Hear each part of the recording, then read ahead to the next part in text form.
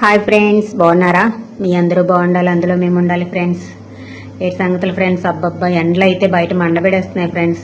చాలా గట్టిగా కాస్తున్నాయి ఎండలోకి అయితే ఎక్కువగా వెళ్ళకండి. అయినా మనం ఎప్పుడు వెళ్తాంలేండి, ఉన్న రోజులన్నీ డ్యూటీలను తిరుగుతాము, పనులను తిరుగుతాము, పనికి పోతాము, వస్తుంటాము. ఈ తర్వాత ఒక ఆదివారం వచ్చిందంటే బయటకి ఎక్కడికి వెళ్తాము. దీన్ని బట్టి ఎండ విలువ మనకు తెలిసిపోద్ది.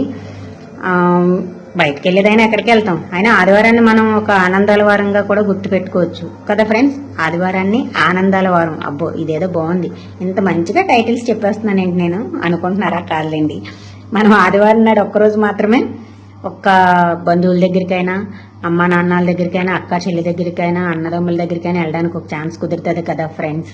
నేనైతే అందుకనే తన్నాను ఆనందాల వారం అని చెప్పేసి.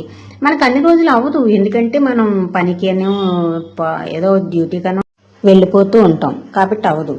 కానీ ఆదివారం నాడు మాత్రమే మనం ఎక్కడికైనా వెళ్ళాలనుకుంటే వెళ్తాం. అబ్బా, ఇవాళ ఆదివారం కదా, చక్కగా చెల్లి దగ్గరికి వెళ్ళి వస్తే బాగున్నాను. అబ్బా, ఇవాళ ఆదివారం కదా, పిన్నాల ఇంటికి వెళ్ళి వస్తే బాగున్నాను అని అనిపిస్తుంది.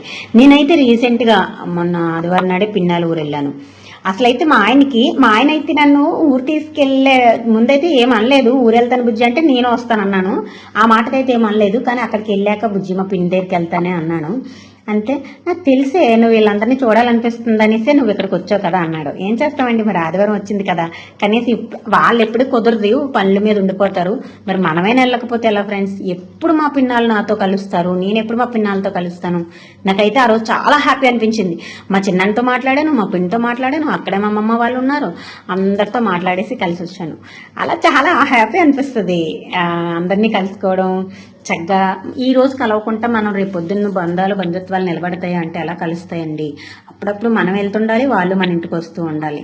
వాళ్ళనే కాదండి, మేమనే కాదు, ఆడపిల్ల ఇంటికి అన్నదమ్ముడైనా అక్క చెల్లెళ్ళైనా అప్పుడప్పుడు వస్తూ పోతూ ఉంటేనే ఆ ఆడపిల్లకి అందం. ఆ ఆడపిల్ల వెళ్ళిన అత్తారు కుటుంబాన్ని కూడా ఆ ఆడపిల్ల కుటుంబంలో ఆడపిల్ల గౌరవం ఉంటుంది.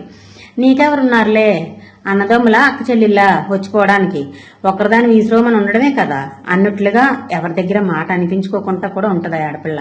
నిజంగానండి, ఆ మాట అయితే అనిపించుకోకుండా ఉండాలి అంటే నిజంగా అసలు ఆడపిల్ల తల్లిదండ్రులైనా, ఆడపిల్ల అక్క చెల్లెలైనా, అన్నదమ్ములైనా మీరందరూ మాత్రం ఎప్పుడైనా దగ్గర ఆడపిల్ల ఇంటికి వెళ్ళి వస్తూ ఉండండి దయచేసి. ఇది మాత్రం నిజంగా నా మనస్ఫూర్తిగా చాలా బాధపడుతూ కూడా చెప్తున్నాను, ఆనందంతో కూడా చెప్తున్నాను. ఎందుకంటే ఒక ఆడపిల్ల కష్టం ఇంకొక ఆడపిల్లకి మాత్రమే తెలుస్తుంది. కాబట్టి మీరు మాత్రం పర్లేదులే, పెళ్ళి అయిపోయిందిలే, వాళ్ళ ఇంటికాడ వాళ్ళ ఆయనతో వాళ్ళ అత్త పిల్లలతో అందరూ సరదాగా ఉంటారు, మనం ఎందుకులే మధ్యలో అన్నట్లుగా ఎప్పుడు ఫీల్ అవ్వకండి. దగ్గర వెళ్తుండండి, వస్తుండండి. అలా అనేసి రోజు మిమ్మల్ని వెళ్ళమని లేదు, వారానికి ఒకసారి పొమ్మని లేదు, అలా కాదు. 2 వారాలకు ఒకసారి, నెలకు ఒకసారి అయినా దగ్గర వెళ్ళి వస్తుండి ఏమ్మా ఎలాగున్నారు అల్లుడిని కూడా పలకరించి, వాళ్ళ అత్త మామల్ని ఏదో కొంచెం మా కూడా వాళ్ళు అప్పుడప్పుడు వస్తుంటారు, పిల్ల మంచి చెడ్డలు తెలుసుకుంటారు అన్నట్టుగా వాళ్ళకి ఉంటుంది కదండి. అంతేగాని ఇంకేం కాదు.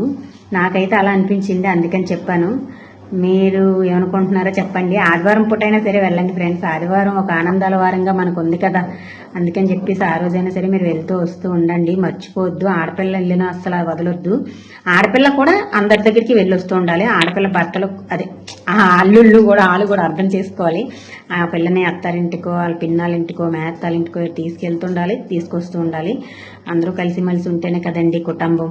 ఎప్పటికైనా సరే అందరూ కలిసి ఉండడమే మంచిది కదా. ఇన్ని మంచి విషయాలు చెప్పేస్తున్నాను అనుకోకండి, ఏదో చెప్పాలనిపించింది చెప్పాను ఫ్రెండ్స్. నా ఛానల్ సబ్స్క్రైబ్ చేసి